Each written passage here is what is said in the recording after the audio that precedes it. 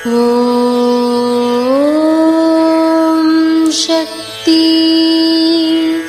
ஓம்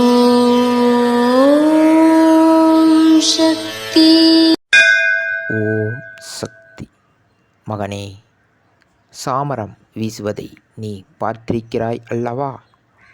ஒரே ஒரு இழையை வைத்துக்கொண்டு சாமரம் வீச முடியாது. அந்த ஒன்றினால் எந்தவித காற்றும் வராது. பல இழைகள் சேர்த்துதான் ஒரே கொத்தாக சாமரம் ஆகிறது. அப்பொழுதுதான் அது வீசப்படும்போது இதமாக இருக்கிறது. அதுபோல நீங்கள் அனைவரும் ஒருங்கிணைந்தால் இந்த சமுதாயத்தில் ஆன்மீக தென்றல் வீசும். இது அன்னையின் அருள்வாக்கு. குருவடி சரணம், திருவடி சரணம். ஓம் சக்தி.